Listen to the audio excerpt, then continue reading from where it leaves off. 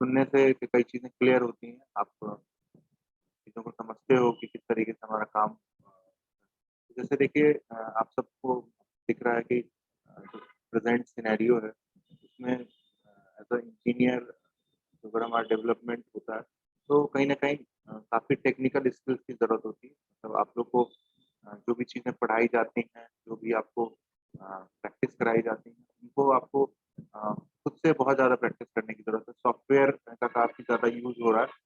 तो सॉफ्टवेयर के उसमें क्योंकि ऐसा ना सोचिए सॉफ्टवेयर का मतलब ये है कि कंप्यूटर साइंस, जो मैकेनिकल डिपार्टमेंट है, इसमें भी बहुत सारे सॉफ्टवेयर यूज़ हो रहा है।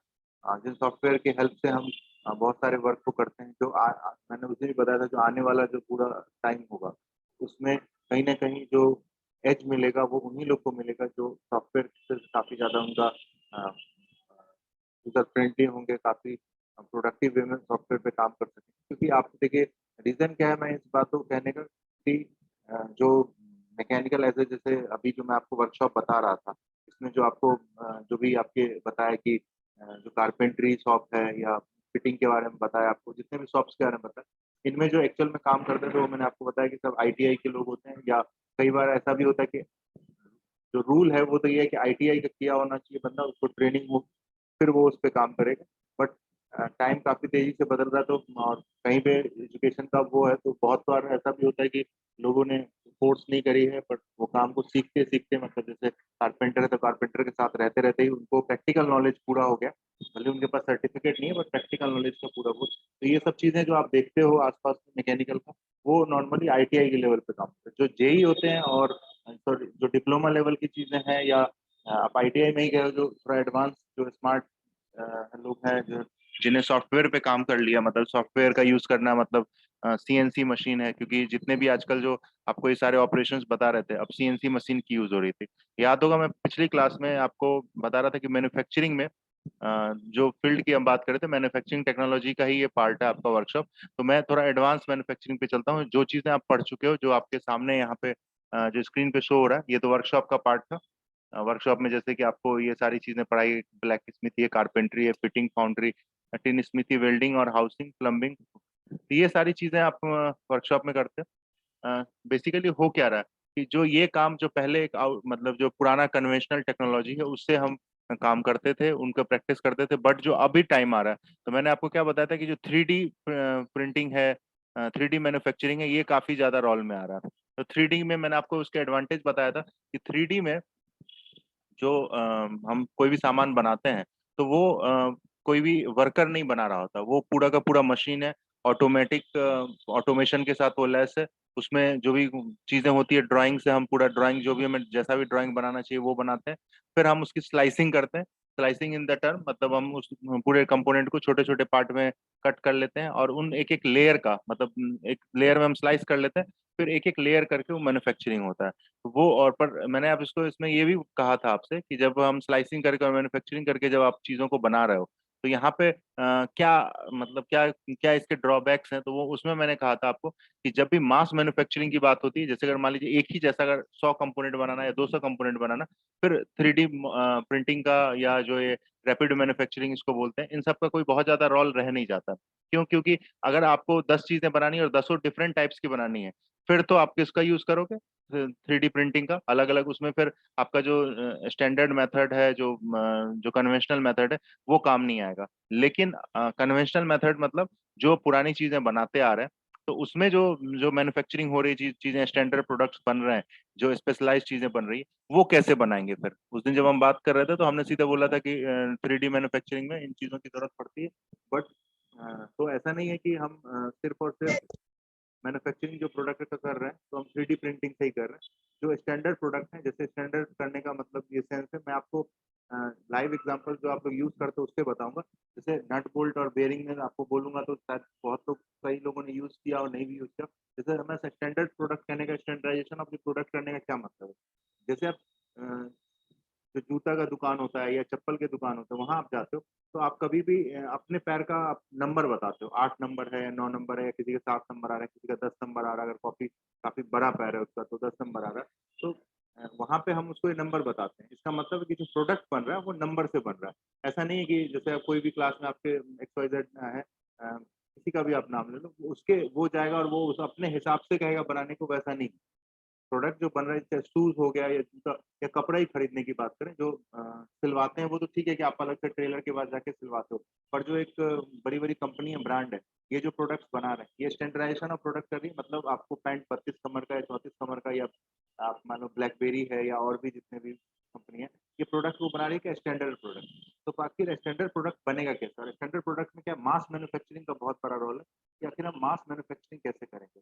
तो मास मैन्युफैक्चरिंग प्रोडक्ट का होने के लिए जो सीएनसी मशीन का आपने नाम सुना होगा, जो कंप्यूटर एडेड जो मशीन होती है, जिसमें उसको सीएनसी का full form computer numeric control होता है, तो उस मशीन की यूज करते हैं। वहां पे क्या होता है कि आप एक बार कमांड डाल देते हो और एक ही जैसा 1000 पीस चाहिए, 2 घंटे 4 घंटे टाइम में उसका टाइम फिक्स कर दीजिए, सारी चीज हो जाएगी, 1000 पीस वो कंपोनेंट का देगा। तो जो मैं आपको कह रहा था कि अगर प्रोडक्ट अलग अलग टाइप का है, फिर आपको क्या बनाना चाहिए, मतलब 3D प्रिंटिंग मशीन की यूज करनी चाहिए, वहां से प्रोडक्ट बनाना चाहिए। बट इन केस ऑफ कि अगर हमें मान के चलिए कि जो मशीन बना रहे हैं, जो आपका सीएनसी मशीन है, सीएनसी मिलिंग मशीन होती है, सीएनसी ड्रिलिंग मशीन होती है, उससे जो हम कंपोनेंट बना रहे हैं, तो ऐसे कंपोनेंट्स हम इनसे भी बना सकते हैं, आपके सीएनसी मशीन को, प्रोडक्ट को बना सकते हैं, और काफी मास मैन्युफैक्चरिंग लेवल पे। तो जो आज के डेट में प्रोडक्शन हो रहा है, जो आपकी इंडस्ट्री में प्रोडक्शन आप देख रहे हो, सिर्फ सीएनसी मशीन की वैरायटी होती है। तो जितने प्रोडक्शन आप देख रहे हो, तो लगभग सीएनसी मशीन के थ्रू, और मैंने कहा था कि जो आने वाली टेक्नोलॉजी है उसमें 3D प्रिंटिंग काफ़ी बड़ा रोल प्ले करने वाला है, कि जो ये प्रॉब्लम है मैन्युफैक्चरिंग में कि अलग-अलग टाइप की मैन्युफैक्चरिंग का, कि आपको अभी इसी टाइप के प्रोडक्ट बनाने हैं, मतलब उसके लिमिटेशंस है, उनको ये दूर करेगा। पर जो हम पुराना मैन्युफैक्चरिंग प्रोसेस यूज़ कर रहे थे, जिसको हम सीएनसी मशीन कहते हैं, जिसमें कंप्यूटर के हेल्प से आप लोग लैब में अगर गए होंगे, तो हमारे यहाँ अपने कॉलेज में भी सीएनसी मशीन है, आप उसको देख सकते हो। उनकी कोडिंग सिखाई जाती है, सीएनसी मशीन पे कैसे काम करता है, उसकी प्रोग्रामिंग कैसे लिखते हैं, वो बताया जाता है। कोई भी प्रोडक्ट हो, कंपोनेंट होगा, ये प्रोडक्ट कंपोनेंट आपको समझाने के लिए मैं बता रहा हूँ कि ये किस चीज़ में लिखा जाता है, कोऑर्डिनेट सिस्टम में। जैसे एक्स, वाई और जेड एक्सिस का जो आपने कोऑर्डिनेट सिस्टम पढ़ा है, उसके कुछ कमांड्स होते हैं, और कमांड्स के हेल्प से जो एक्स, वाई, जेड एक्सिस का आपने पूरा पढ़ा है कि भाई एक्स एक्सिस पे किस तरीके से मूव करते हैं, तो 1 2 3 4 का वैल्यू होता है।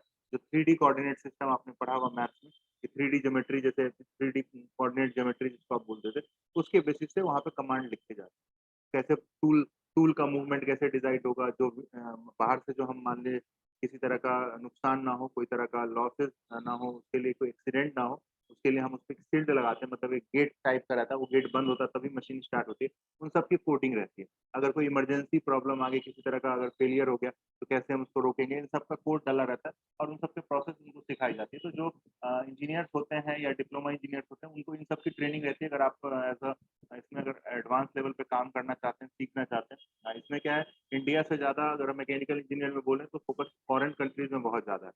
इंडिया में क्योंकि आपको ही पता है कि यहाँ पे जो प्रोडक्ट जब से ये फॉरेन एफडीआई आया, फॉरेन डायरेक्ट इन्वेस्टमेंट, तब से क्या हुआ कि बाहर की कंट्री से इतना ज़्यादा प्रोडक्ट आता है, इतना ज़्यादा माल आता है, कि जो इंडियन प्रोडक्ट्स हैं, ऐसा नहीं कि प्रोडक्ट है नहीं है, बनता ही नहीं है, बिल्कुल ज़ीरो हो गया, ऐसा नहीं। तो बनता है, पर उसके पैरेलली बहुत सारे प्रोडक्ट बाहर से आ गए। तो जो नई कंपनियाँ हैं, उनका जो डेवलपमेंट होना बहुत मुश्किल है। कुछ नया टेक्नोलॉजी लेके आ पाएँगे, तभी कुछ डेवलपमेंट हो पाएगा। पुराने टेक्नोलॉजी पे अगर हम बात करते रहेंगे या उसी चीज़ों पे चलते रहेंगे, तो हम प्रोडक्ट आगे नहीं बढ़ पाएँगे। बाकी मैंने आपको बता ही दिया, जो ये कन्वेंशनल जो ओल्ड फैशन टेक्नोलॉजी है, ब्लैक स्मिथी, जो आपके सामने कारपेंटरी है सब, इसके लिए आपको इंजीनियरिंग करने की कोई ज़रूरत नहीं है। उसके लिए तो आपको पता है कि आईटीआई का आपके पास नॉलेज है, उस पे लोग काम करते हैं, और ये सब जितनी प्रैक्टिस करेंगे, वो डिग्री तो बस ऐसे ही है कि आप मतलब एक सर्टिफाइड हो गए कि हाँ, ये काम के लिए आपको नॉलेज है, आपके पास सर्टिफिकेट है। बट काम का जैसा है, जितना आप काम करेंगे उतना एक्सपीरियंस होगा आपको, और उतनी ज़्यादा आपको समझ बढ़ेगी, और उस पे काम कर सकते हैं। बट एज ए इंजीनियर हमारा क्या रोल है, उस पर मैं बात कर रहा था, कि एज ए इंजीनियर अगर आप चाहते हैं कि हमारा फोकस ज़्यादा अच्छा रहे, मतलब हम आगे उसमें करें, तो आपका ये होना चाहिए कि जो टेक्नोलॉजीज को समझें, सीखें, और उनके जो सॉफ्टवेयर वाले पार्ट है, सॉफ्टवेयर का बहुत सारा फायदा है। सॉफ्टवेयर में जैसे ऑटो कैड है, प्रोई है, कैटिया है, यूनिग्राफिक्स, इस तरह के बहुत सारे सॉफ्टवेयर हैं। इनको आप सीखेंगे तो उसमें फायदा क्या होता है, प्रॉब्लम तो है ही, पर हम अभी एडवांटेजेस की बात कर लेते हैं। कि एडवांटेज ये है कि मान लीजिए वो प्रोडक्ट कोई बनाना है, या कोई प्रोडक्ट का आप डिजाइनिंग सोच रहे हो, तो ऐसा नहीं कि रियल में आपको प्रोडक्ट बनाना है। पहले आप वर्चुअल प्रोडक्ट कंप्यूटर के अंदर क्रिएट कर लिया, उसकी सारी सिमुलेशन करके, उनको चला के रन करके सब देख लिया, तो बहुत सारे प्रॉब्लम जो हम ऐसे प्रैक्टिकली जब बनाते हैं, और जो दिक्कतें आती है, वो सब ऐसे ही सॉल्व हो जाएगा। उसके लिए आपको परेशान नहीं होना पड़ेगा। लेकिन अगर हम उन सब में अगर मान लीजिए उस प्रोडक्ट को बनाते फिर देखते तो क्या होता है, रिसोर्सेज का वेस्टेज होता है। मान लीजिए कुछ दिक्कत है तो 80 to 90% प्रॉब्लम जब हम सिमुलेशन पे वर्क कर लेते हैं तभी सॉल्व हो जाता है। अब जो मटेरियल का डिफेक्ट और बाकी जो बहुत सीवियर वाले प्रॉब्लम है जिनकी अभी प्रॉपर सॉफ्टवेयर में हम उनकी कोडिंग नहीं कर पाए हैं, जिसको हम नहीं डेवलप कर पाए, तो उन सब के काम के लिए हम काफी ज्यादा इस पे वर्क करते हैं। तो ये एक इसका ओवरव्यू रहा। आप किसी भी, जैसे मैकेनिकल के बेसिकली 3 पोर्शंस होते हैं। एक जो मैन्युफैक्चरिंग आपको सामने दिख रहा है जिसमें हम वर्कशॉप पे बात कर रहे हैं, आगे चल के 2 ब्रांच और आएगा। एक डिजाइनिंग फील्ड आएगी, मशीन, जिसमें आप मशीन डिजाइन पढ़ेंगे, और एक आपको आएगा थर्मल फील्ड। तो थर्मल फील्ड में मतलब जैसे कि आपके सामने मैं आपको बता दूं कि तो जो थर्मल फील्ड है उसमें आपको थर्मोडायनेमिक्स से रिलेटेड जितने भी हीट और मास की बात होती है कि हीट कैसे फ्लो होगा, जितने पावर प्लांट्स होते हैं वो कैसे वर्क करते हैं, इंजन, गाड़ी की इंजन हैं वो कैसे वर्क करेगा, स्टीम इंजन का क्या परफॉर्मेंस होता है कैसे, और आखिर इसकी में रिसर्च कैसे होती है, किस तरीके से हम थर्मल एनर्जी में मतलब जो इंजन बने हुए हैं, क्योंकि बाइक तो ऐसा नहीं कि पहली बार बन रहा है, कितनी बाइक्स बन चुकी है सारी चीजें। तो इनकी जो इंडस्ट्रीज हैं, जो एडवांस वर्क हो रहा है वहां पे, जैसे कि आपको मतलब हीरो होंडा की कंपनी है चाहे वो है, तो वहां पे ऐसा नहीं, जो स्मार्ट काफी अच्छे नॉलेजेबल आईटीआई वर्कर होते हैं वो भी रहते हैं, बट एज ए इंजीनियर आप लोग भी काम करते हैं, क्योंकि ये जो जो बेसिक वाला वर्क जो था ब्लैक स्मिथी और इन सबसे वो एडवांस वर्क होता है। यहाँ पे भी आपको बता दें कि बहुत ज्यादा ह्यूमन इंटरफेरेंस कम होते जा रहा है। उसका रीजन आपको ही पता है कि जो वर्कर काम करते हैं तो उसमें बहुत सारी प्रॉब्लम, क्या तबीयत खराब है या उनका मतलब एक तरह का कि हम काम में किस तरह का होता है कि हमें मतलब प्रोडक्ट आउटपुट उनको नहीं मिलता, पर मशीन में इस तरह की प्रॉब्लम होती नहीं।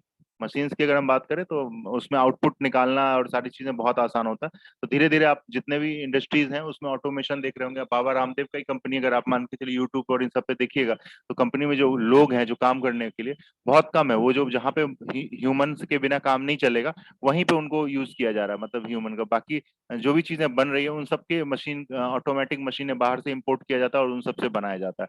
तो हम इसमें एज ए इंजीनियर क्या कर सकते हैं कि हमें वो मशीनों के बारे में इंफॉर्मेशन हो, आइडिया हो, उनको चलाना आता हो, उनके बारे में नॉलेज हो, तो हम मार्केट में सरवाइव कर सकते हैं। और मैंने आपको जैसे बताया जितने भी बड़ी कंपनियां हैं जो ऑटोमोबाइल सेक्टर की, हो गई बजाज, हो गई आपका हीरो होंडा हो गया, या और भी कार की जितनी भी कंपनियां हम सब सब इंडिया मार्केट में आ चुकी हैं।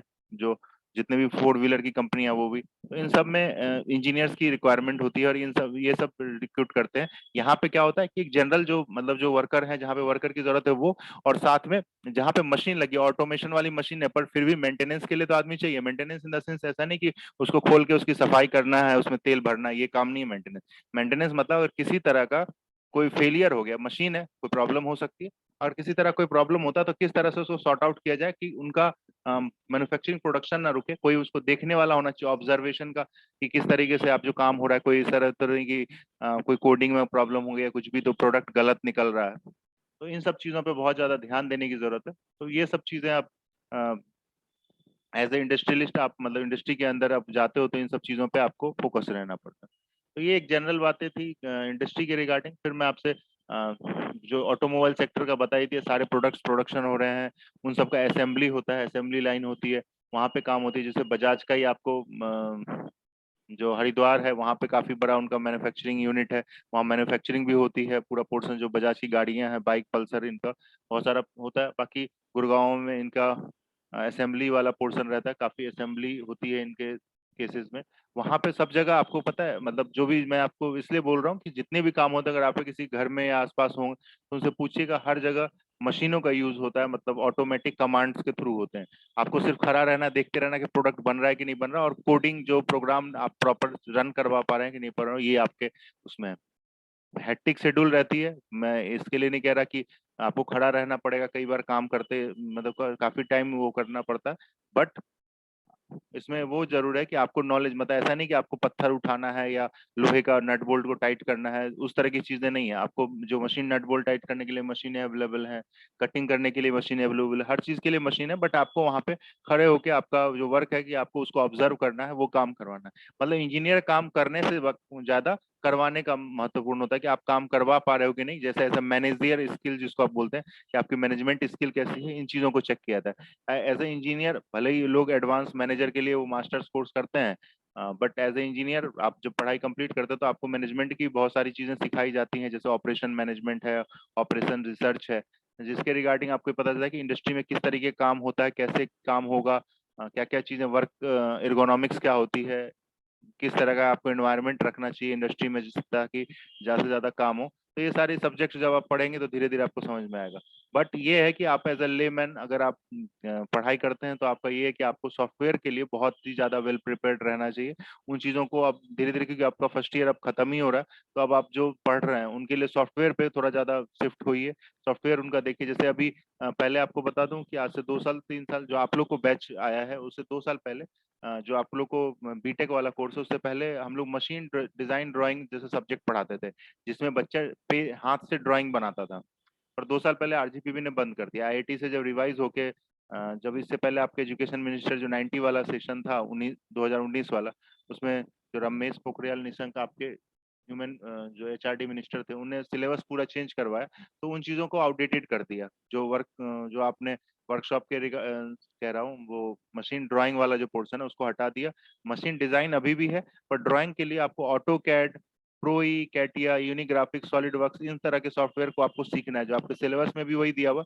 बट होता क्या है कि बच्चे मतलब इंजीनियरिंग करने के टाइम में उस चीजों पे फोकस नहीं होता। अगर आप चाहते हो कि हमारे पास एक एज रहे, मतलब हम निकलें और हमें अच्छे से अच्छा ऑप्शन मिले, तो उसके लिए क्या है कि आपको एक मतलब उसमें सॉफ्टवेयर में थोड़ा आपको मतलब हाथ को क्लियर करना पड़ेगा, आपको यूज करके देखना पड़ेगा कैसे क्या कोडिंग प्रोग्रामिंग होती है।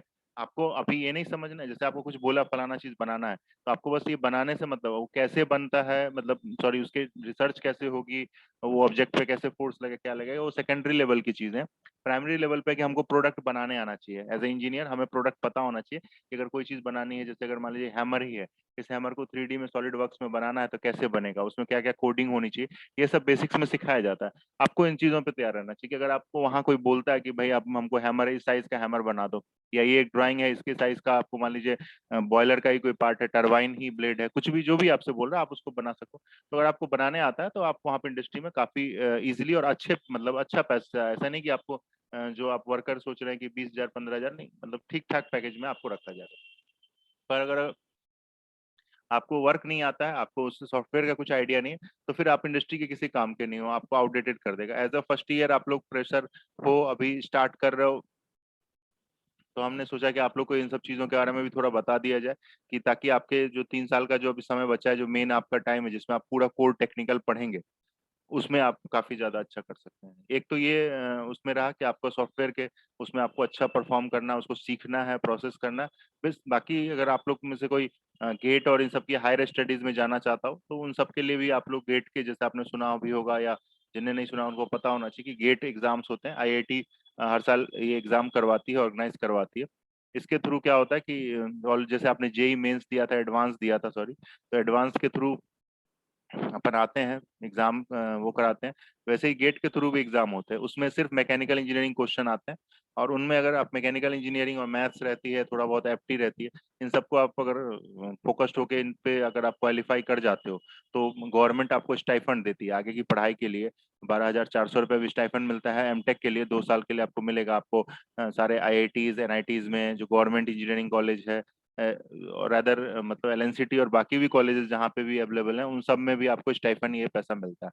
तो आपके आगे की पढ़ाई के लिए आप मतलब ठीक है 12,400 बहुत कम अमाउंट है, बट एज ए पढ़ाई करने के लिए आपके उसके लिए एक आपको मतलब गवर्नमेंट सपोर्ट करता है। फिर आपका जैसे आपके स्टडीज और हायर स्टडीज पीएचडी के लिए जाएंगे, तो अभी 35-40,000 स्टाइफन मिलता है आपके पीएचडी के केस में, अगर आप किसी भी गवर्नमेंट एनआईटी आईआईटी से अगर आप पीएचडी करते हैं तो इन सबसे फिर रिसर्च फील्ड में जाते हैं। तो जो रिसर्च वाला बात मैं आपको ये गवर्नमेंट वाला बताया आपको, वो इसलिए कि जो रिसर्च जो आप देखते हो रिसर्च वर्क, तो एज ए इंजीनियर आपको रिसर्च नहीं करना होता, उसके लिए क्या है 15 साल 20 साल का एक्सपीरियंस चाहिए। तो ये जो पीएचडी वाले लोग होते हैं, या जो कोर सेक्टर में काम करते करते जिनके पास काफी लंबा अनुभव हो जाता है, जो काम को समझने लगते हैं कि किस तरीके से काम होता है और कैसे क्या होगा, तो उन सब लोगों के लिए जो है वो रिसर्च वर्क का पे काफी ज्यादा फोकस्ड होता है, वो सब इस पे काम करते हैं। और उन सब में फिर डिजाइनिंग का रोल फिर बहुत ज्यादा आता है कि किस तरीके से आप काम सीख सकते हो। पता होना तो होता है कि हाँ ये प्रोसेस ऐसे होता है, बट एक्चुअल रिसर्च आप तभी कर सकते हो जब आपको थोड़ा अच्छा खासा एक्सपीरियंस हो।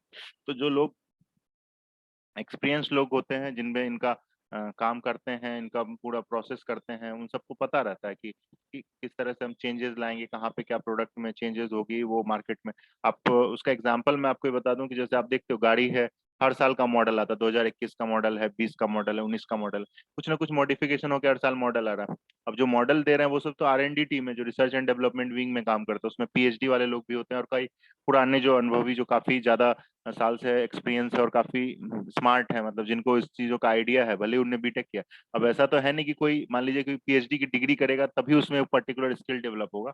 अगर उसको काम आता है, चीजें आती हैं, तो बिना डिग्री के भी है। कोई ऐसा तो है नहीं कि ITI करेगा, जैसे मैं एग्जांपल में बताया कि अगर कोई ITI करेगा तो ही वेल्डिंग कर सकता है, तो ही आपको कारपेंटरी का काम, वो तो सीखने का काम है। जो उस काम में फील्ड में काम कर रहा है और उसका अनुभव है तो वो R&D में काम करता है। जो स्मार्ट लोग होते हैं जिनको पता होता है कि कैसे ये काम होता है, तो वो लोग R&D में काम करते हैं और वो फाइनली इन चीजों पे बहुत ज्यादा रिजल्ट देते हैं। तो ये एक लंबा प्रोसेस है, मतलब उसके बाद की स्टेप है। पर बेसिक जो स्टार्टिंग वाले स्टेप्स होते हैं उसमें यही है कि आपको ड्राइंग बनाने आना चाहिए, कंप्यूटर के हेल्प से आपको ड्राइंग पे पूरा अच्छा हाथ आपका पकड़ मजबूत हो, तो आपकी मतलब आगे के लिए ऑप्शंस अच्छे खासे खुल जाते हैं।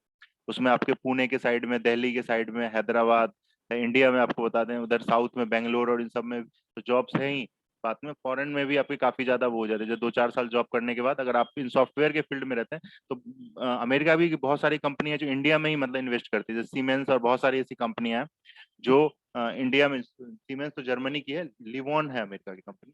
तो इस तरह की बहुत सारी कंपनियां हैं जो कि ड्राइंग और इन सब में मैन्युफैक्चरिंग में काम करती हैं। जो बड़ी बड़ी इंडस्ट्रियां रहती हैं उनके कन्वेयर बेल्ट जो होते हैं, अपने कन्वेयर बेल्ट का एग्जांपल जैसे आपने कोई बॉटल का सीरीज देखा होगा कि मतलब एक पर्टिकुलर टाइम पे प्रोडक्ट आ रहा है, मतलब जैसे मैन्युफैक्चरिंग काम हो रहा है या कोई भी चीज बन रही है, तो आपने देखा कि बेल्ट लगी होती है वहां पे, लगातार प्रोडक्ट आते रहता है और वर्कर जो वहाँ पे खड़े होकर काम करते रहते हैं, उन सब की डिजाइनिंग होती है। कन्वेयर का काम कोयले वाले, उसमें जो आपका थर्मल पावर प्लांट है जहाँ पे कोयले से बिजली पैदा की जाती है, वहां पे कोयला को क्रश करके और पतले छोटे छोटे बोल्डर, जो बड़ा वाला कोयला रहता है ट्रेन से उतरने के बाद, उनको क्रश करके और हम जो पुल्ली है, कन्वेयर बेल्ट, उसी के थ्रू तो हम फर्नेस के अंदर, भट्टी के अंदर ले जाते हैं जहाँ पे उसकी बर्निंग होती है। तो वो भी बहुत ज्यादा हमारे रोल में काम में आता है कि उस तरह का डिजाइनिंग जो है कैसे क्या डिजाइनिंग होती है। अब उसमें काम करना हो तो वहां पे भी मशीनें लगी हुई है, आपको कुछ नहीं करना है, वहां पे प्रॉपर मशीन लगी है। आपको बस हर जगह जाए, आप वहां जाए चाहे इंडस्ट्री में जाए, आपको मशीनें लगी हुई वहां पे बैठे रहना है और देखते रहना कि जो भी जहाँ पे जैसे टेम्परेचर है तो temperature with in the range है कि नहीं, कहीं पे RPM, मशीन की RPM चल रहा है तो वो उसको आप देखते रहना। NTPC पावर प्लांट में आप जो स्टेशन होते हैं जहाँ पे तो आप जाएंगे तो वहाँ पे सिंपली जो डिजिटल मीटर लगे होते हैं उनको बस आपको देखते रहना, उनको ऑब्जर्व करते रहना और एक राउंड लगा के देखना है कि हाँ प्रॉपर कहीं कोई साउंड तो नहीं आ रहा, कोई जो प्रोसेस हो रहा है उसमें कोई दिक्कत तो नहीं। तो इस तरह के ज्यादा काम है, मतलब एज ए इंजीनियर उस यही काम इंजीनियर का होता है या होना चाहिए। बट अगर हम मतलब अगर आप ले मैन की तरह वो करें और ज्यादा कुछ सीखेंगे नहीं तो फिर हमारे पास ऑप्शंस नहीं रहेगा। और ये आप समझ लो कि अगर आप चाहते हो कि हम अच्छा पैसा, जैसे सबके साथ वो रहता है एज ए स्टूडेंट, आप लोग का बहुत ज्यादा इंटरेक्शन हो नहीं पाया, पर आप लोग सबसे कोई भी पूछता है तो आप यही कहते हो कि सर हम जो बहुत ज्यादा पैसा कमाना चाहते हैं। तो उसका एक ही तरीका है कि जो काम सब कर सकता है, कोई भी कर सकता है, तो उसमें आपको फिर वो कोई भी करेगा तो फिर उसमें आपकी क्रेडिटेबिलिटी नहीं रहेगी। जो काम कोई भी नहीं कर पाएगा, मतलब ऐसी चीजें जो एडवांस लेवल की चीजें हैं जैसे सॉफ्टवेयर में, अब ऐसा नहीं कि कोई भी नहीं कर सकता, कम लोग हैं लेकिन।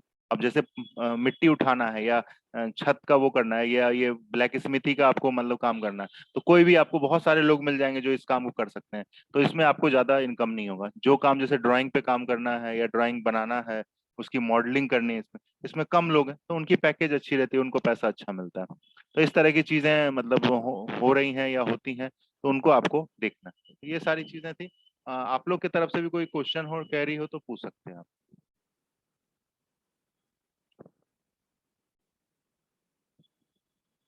तो ये इन सब चीजों के बारे में मैंने आपको बताया, ये सब आपको जो बताई दे कि बेसिक, इसीलिए फर्स्ट ईयर में इन चीजों को पढ़ाया जाता है। सेकेंड ईयर से इन पर चीजों पे आपको बात नहीं करना, बट हाँ प्रोसेस क्या होती है, अगर कोई ऑपरेशन हो रहा है तो क्यों ऐसा हो रहा है, उन सब चीजों पे आपको ऑब्जर्व करनी है। और जितना ज्यादा आप अच्छे से मतलब सीखेंगे जो चीजें हैं उनको, तो उतना अच्छा रहेगा। बाकी जो मटेरियल की प्रॉपर्टीज और सारी चीज़ें हैं वो भी बहुत इंपॉर्टेंट है आपके आगे की पढ़ाई के लिए। मटेरियल साइंस आपका एक सब्जेक्ट बन के आएगा मटेरियल में, उसमें आपका एलओआई क्या होता है, आयरन कार्बन डायग्राम आपने बीएमई में पढ़ा, उसको एडवांस लेवल पे पढ़ना।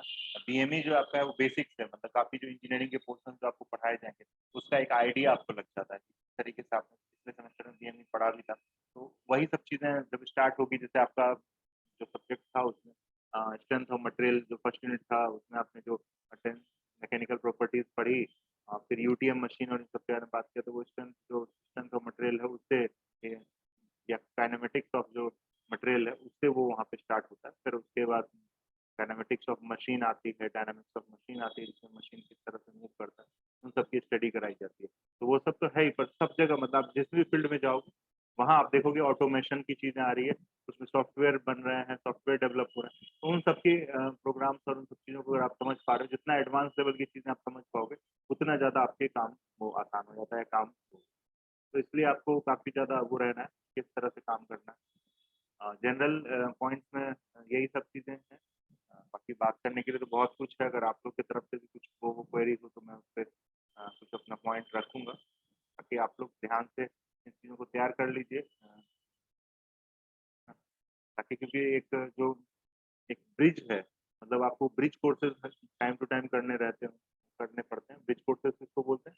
जैसे आप मान लीजिए एक इंजीनियर है, उसने 5 साल पहले इंजीनियरिंग करी, आप आज कर रहे हो या कोई 10 साल बाद इंजीनियरिंग करेगा, तो कैसे एक सेम टाइम पे मार्केट के हिसाब से या जो इंडस्ट्री में काम चल रहा है उसको वो कोप अप होता है। तो उसके लिए कुछ ब्रिज कोर्सेज उन लोगों को कराए जाते हैं टाइम टू टाइम। वो मैं इसलिए आपको बता रहा हूँ ताकि आपको पता रहे कि ऐसा नहीं कि आप इंडस्ट्री में जाके नहीं सीखते हो, फिर आपको वहाँ पे टाइम टू टाइम उन चीज़ों को सीखना पड़ता है। तो पढ़ाई ऐसी चीज़ है कि लाइफ लॉन्ग चलते रहता है, मतलब नई नई टेक्नोलॉजी आती रहेगी। जैसे आपके पास पहले कीपैड वाला फ़ोन था, फिर आप बड़े हुए तो स्मार्टफ़ोन हो गया, अब आप उसको चलाना सीख गए।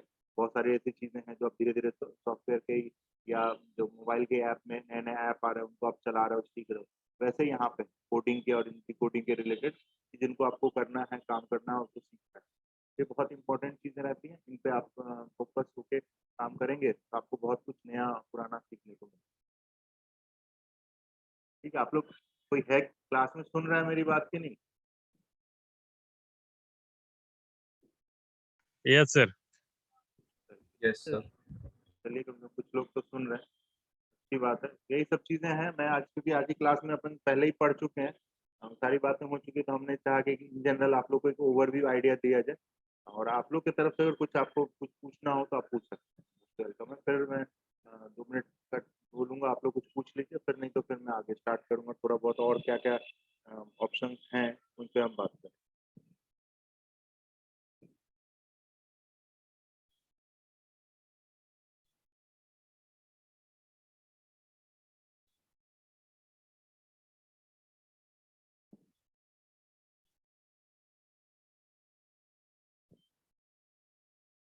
आप लोग कोई कुछ बोल नहीं रहा, मतलब वो है कि ठीक है, मतलब जनरल बातें हैं, जनरल डिस्कशन है, इनमें आप जितना पार्टिसिपेट करें।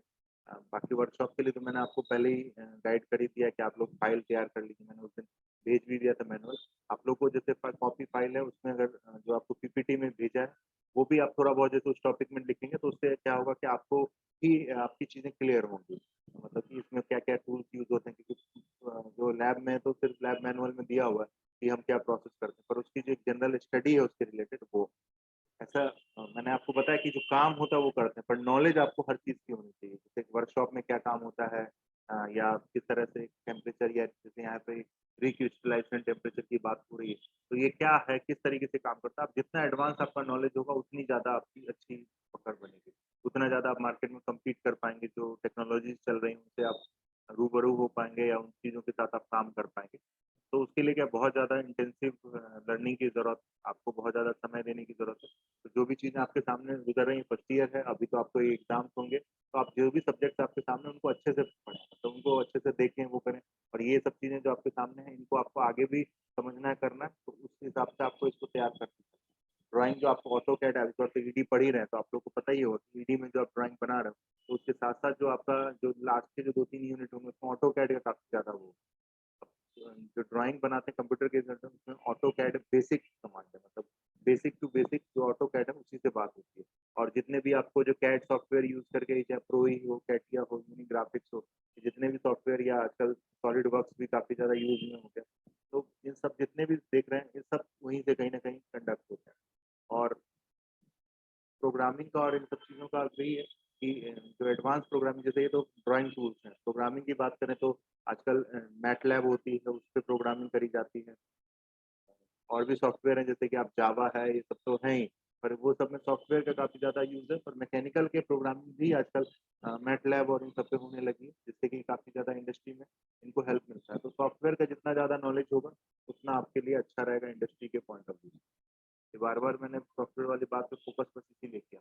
नेक्स्ट बाकी अगर कोई कॉम्पिटिशन और एग्ज़ाम्स की वो हो कि मुझे एग्ज़ाम ही निकालना है, तो आपके पास ऑप्शंस में जैसे आप तो वैसे ग्रेजुएशन अगर कर रहे हैं तो आपके पास ऑप्शन में बाकी पीएसयू सारे जो हैं वो गेट के थ्रू ही होता है। मैंने जो गेट बताया था, पीएसयू मतलब जैसे एनटीपीसी हो गया या आपका बीएचईएल हो गया।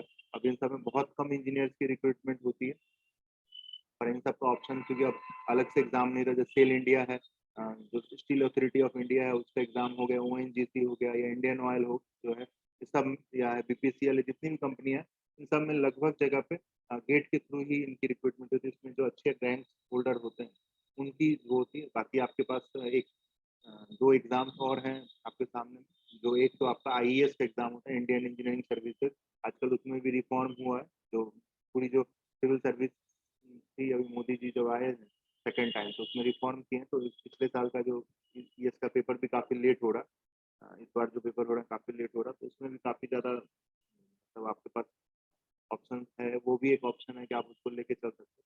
बाकी एसएससी जेईई होता है, जैसे जितने भी जो आपने डैम का नाम सुना, जैसे नागार्जुना सागर डैम है या दामोदर वैली कॉर्पोरेशन है या आपके जो गंडक नदी है उस पे डैम है, या यूपी में या जो आपका सरदार सरोवर डैम, जहाँ पे वहाँ पे इंजीनियर्स लोग रहते हैं। जो आपके डैम में जो एक सिविल का स्ट्रक्चर होता है तो उसके लिए भी लोग रहते हैं, जबकि सिविल वाले पोर्शन के लिए मैकेनिकल वाला जो काम, उसका गेट जो बैराज होता है, उन सब की ओपनिंग क्लोजिंग और उन सब पे जो डिजाइनिंग के और उन सब का चेकिंग के लिए वहाँ पे भी लोग रहते हैं। और अलग अलग डिपार्टमेंट जो गवर्नमेंट का डिपार्टमेंट है उन सब में भी लोग रहते हैं। तो वहाँ पे एक एसएससी जेई का एग्जाम होता है, वो हर उसमें भी प्री मेंस और इंटरव्यू का वो स्टेज रहता है। उन सब में भी आप अपना वो ले सकते हैं, उसमें भी आप अपने को आजमा सकते हैं। उन सब की भी तैयारी आपको चाहें तो जैसे आप कर सकते हो, आपके पास ऑप्शन में रहता है। बाकी हायर स्टडीज बताई दिया, बाकी प्राइवेट इंडस्ट्री में काफ़ी ज़्यादा आपका वो है, ऑप्शन है कि प्राइवेट में भी आप काम कर सकते हैं। बाकी इंडिया से बाहर फॉरेन जैसे पढ़ाई की बात करें, जब फॉरेन तो फॉरेन इंस्टीट्यूट्स में भी आप टॉफेल जीआरई के थ्रू जाते हैं। अमेरिका की काफ़ी, यूरोप की भी कंट्रीज हैं। आपके सीनियर्स भी कुछ लोग हैं जो वहाँ पे गए हुए हैं। समर्थ को तो हम ही जानते हैं, जो पिछले साल पास आउट हुआ तो अमेरिका में, तो वहाँ पे वो पढ़ाई कर रहा है। जिसका जहाँ पे जैसा स्कोप रहता है उस हिसाब से जाते हैं, वो करते हैं।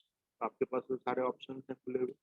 सॉफ्टवेयर का मैंने आपको बता ही दिया कि सॉफ्टवेयर इंडस्ट्री भी सॉफ्टवेयर कैंपस प्लेसमेंट के लिए आती है, तो वो तो ले ही जाते हैं मैकेनिकल। क्योंकि जैसे ऑटो कैड है उसकी जो प्रोग्रामिंग बन रही है, तो सॉफ्टवेयर वाले लोग तो चाहिए, और मैकेनिकल के लोग ही चाहिए। वही तो बताएंगे कि कौन सा फार्मूला लगता है, किस तरह से इसकी डिजाइनिंग होती है, क्या कैसे काम करता है। तो उन सब चीज़ों को कोडिंग करने के लिए या उसको हेल्प करने के लिए, एक आइडिया देने के लिए भी उनकी ज़रूरत होती है। उन सब के भी लोगों की ज़रूरत वहाँ पे है। तो ये सब और भी हैं ही, और बहुत सारे ऑप्शन आपके पास ऐसे हैं कि जैसे आप करके अगर आप कुछ ऐसा चेंज करने का वो चेंज ओवर किया नहीं है वो, मतलब यूपीएससी की भी, मतलब स्टेट पीसीएस या यूपीएससी गवर्नमेंट की तैयारी आपको पता ही होगा कि जब आप कॉलेज आए होंगे तो आप लोग को बताया गया होगा कि केमिकल में एक मैम है, उन्होंने यूपीएससी निकाला। तो वो इंजीनियर थे, पर उनका ऑप्शन शुरुआत से ही उनका था कि नहीं मुझे यूपीएससी क्रैक करना है।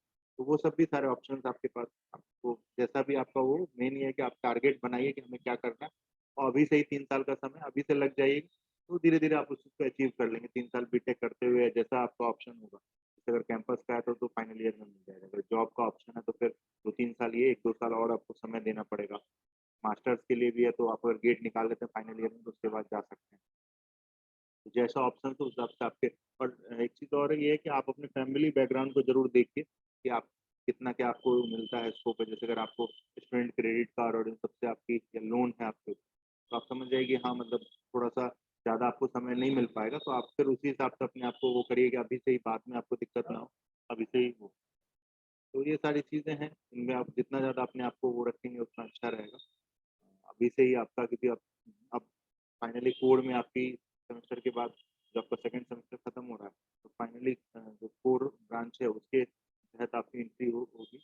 अब आप टेक्निकल जो चीज़ें मेन मेन रहेंगे, जो आपने वर्कशॉप में बीएमई में थोड़ा बहुत उनका एक कह सकते हैं एक आइडिया आपको मिला है, उसकी वर्किंग, उसके थोड़ा सा और उन पे डीप नॉलेज आपको मिलेगा। और जब आप उन चीज़ों को समझ जाते हैं, तो फिर आपके उसमें सॉफ्टवेयर की और इन सब चीज़ों की भी जो स्टार्टिंग जैसे क्या है कि एक बेस घर बनता है, तो नीचे नींव बनाई जाती है, नींव के बाद घर बनते हैं, घर के ऊपर और उसके बाद पेंटिंग वेंटिंग करी जाती है, जैसे उसी तरीके से ये है कि नीचे आपका बेस जो कोर आपकी स्टडी है वो आपका बेस है, फिर आप उस पे पूरा मैकेनिकल इंजीनियरिंग का इमारत होता है और बाद में जो सॉफ्टवेयर और ये सारी चीज़ों का नॉलेज बताइए आपका बाहर से तो एस्थेटिक्स है, जो देखने में आपको सुंदर लगे और आपकी जो रिक्वायरमेंट है उनको बनाने के ये सब चीज़ें काम में। तो ये एक जनरल बातें थी, इसके रिगार्डिंग मैंने आपको बता दिया, तो बहुत ज़्यादा कुछ वो नहीं है। बाकी आपके पास जो पर्सनल आपके घर में या अगर आपको ऐसा कुछ हो तो आप बिजनेस मतलब जो एंटरप्रेन्योर का काफ़ी ज़्यादा वो चल रहा है, तो एंटरप्रेन्योर पे काम, तो उसमें क्या है कि आपको मतलब थोड़ा-सा प्राइमरी इन्वेस्टमेंट चाहिए। उसमें 8-10 वर्कर रख के और आप उस पे काम करवा सकते हैं। यही सब मैंने आपको पहले भी क्लास में बताया था। जैसे एडवांस भी मशीन और ये जो पुराने जैसे वुड के ही काम हैं या इस तरह की चीज़ें हैं, क्योंकि आप बड़े-बड़े शहरों में इन चीज़ों की आप आराम से स्टार्ट कर सकते हैं काम, और अगर आपका काम अच्छा रहेगा, लोग पसंद करेंगे, तो आपको इसमें अच्छी खासी इनकम भी होगी। तो आप ऐसे भी कि 10 लोगों को काम करना है, मुझे एक एंटरप्रेन्योर बनना है, बिज़नेसमैन बनना है, तो ये भी एक अच्छा ऑप्शन है कि आप उसमें 10 लोगों को रखिए, काम करवाइए और जो उनका नॉलेज हो वुडन चीज़ों का, वुड के या मेटल के जिस भी आपको सेक्टर में आपको काम करवाना है, उस तरह से काम करवाइए, बेहतर वो रहेगा। और उसमें आपके पास लोन का भी आजकल गवर्नमेंट प्रोविज़न दिया हुआ है। लगभग गवर्नमेंट ही आपको एक मतलब एक अमाउंट देती है, जैसे मतलब बिहार गवर्नमेंट हो, चाहे आपकी एमपी की गवर्नमेंट हो, चाहे स्टेट मतलब नेशनल लेवल पे ही गवर्नमेंट आपको बिज़नेस के लिए पैसा प्रोवाइड करती है, जो कि बहुत कम लोन पे मतलब जिसका अमाउंट जो होता है बहुत कम होता है, उससे आपको मिल जाएगा, या फिर आपको हो सकता है कुछ उसमें गवर्नमेंट अपना सब्सिडी दे दे, है ना? तो पर ये है कि आप स्टार्टिंग स्टेज है, इसमें आप जितना स्ट्रगल कर लेंगे, मेहनत कर लेंगे जिस भी फील्ड के लिए, तो आप कर सकते हैं। इसमें आपका काफ़ी ज़्यादा अच्छा एज बन जाएगा, फिर आप आगे के लिए फर्दर जब आप मेहनत करके अपने आप को एस्टेब्लिश कर लेंगे, तो पर ये है कि जो आपका बिज़नेस वाला जो काम होता है, इसमें आपको अपडेटेड रहना पड़ता है और हर काम में, ऐसा नहीं कि बिज़नेस में अपडेटेड रहना पड़ता है, मार्केट के साथ आपको रहना पड़ेगा और जो आपकी क्वालिटी है या जो आपकी जो प्रोडक्ट की वो है, उसको आप हमेशा मतलब आपको रखना पड़ेगा और उसी सब चीज़ों का इंस्पेक्शन होता है। मतलब जो एज़ अ जो लोग रहते हैं काम करने के लिए, जैसे 10 लोग आपने रखा है, तो आपका वही काम होगा कि आपको काम लाके देना है। भई जब पुराने हो जाओगे तो काम तो आपको ऑटोमेटिक आने लगेगा, लेकिन आप उसको प्रॉपर उनको सर्विस मिल पा रहा है कि नहीं, या जो प्रोडक्ट आप अगर बना के दे रहे हैं, तो वो उसकी सर्विस अच्छी है कि नहीं प्रोडक्ट की, ये सारी चीज़ें आपको चेक करती रहनी पड़ेगी, अपनी क्वालिटी को लगातार सुधारते रहना पड़ेगा, तो उसमें भी आप बहुत अच्छा काम कर सकते हैं। जैसे आप नॉर्मल चीज़ जैसे कोई 10 लोग घर बनाते हैं, घर बनवाते हैं, बनाने का ठेकेदार है या मान लीजिए कोई और भी काम है, तो नॉर्मली आदमी यही कहता है ना कि ये काम करवाना है, जैसे आप आस-पास में पूछते हो कि कौन इस काम को बहुत अच्छा करता है, तो लोग एक नाम बताते हैं कि इस काम जैसे आप टीचर ही था, तो एज़ ए स्टूडेंट टीचर से आपने पढ़ाई करने के लिए तो पूछे कि भाई मुझे फिज़िक्स पढ़ना है, केमिस्ट्री पढ़ना है, तो हमारे मोहल्ले या हमारे कस्बे या डिस्ट्रिक्ट में फलाने जो सर हैं बहुत अच्छा पढ़ाते हैं, इनकी वो। तो उस तरीके से फिर वैसे ही है कि आपको शुरुआत में 5 साल 10 साल आप स्ट्रगल करके आप घर बना लेते हैं अपने आप, आपका मुकाम मिल जाता है। तो मार्केट में भी आप सस्टेन कर सकते हैं, ऐसा नहीं है कि आपको सस्टेन करने में दिक्कत है, बट हाँ, उसमें क्या है कि थोड़ा फाइनेंशियल सपोर्ट चाहिए, बैकअप चाहिए, उससे ही आप उस चीज़ को कर पाएँगे। और सॉफ्टवेयर की कंपनी और इन सब में तो मैंने आपको बता ही दिया, आप बहुत अच्छा आपके पास स्कोप है, आप सीखिए और इसमें जाइए। बहुत सारे आप कहेंगे तो अ, हज़ारों आपको जो आपके एलुमनाई हैं, जो आपके जो सीनियर लोग हैं, वो सब काम कर रहे हैं, जो मैकेनिकल के ही और सॉफ्टवेयर कंपनी में काम कर रहे हैं, वहाँ भी लगातार काम हो रहा है, तो उन सब में भी आप जा सकते हैं। तो ये सब आज की जनरल बातें थी और मैं डिस्कशन को ज़्यादा लंबा नहीं करूँ, टाइम लगभग 45 मिनट 40 मिनट का आपको समय दिया। तो ये सारी चीज़ें थी, अगर आपको कुछ वो हो तो आप बताइए, अटेंडेंस के लिए। सर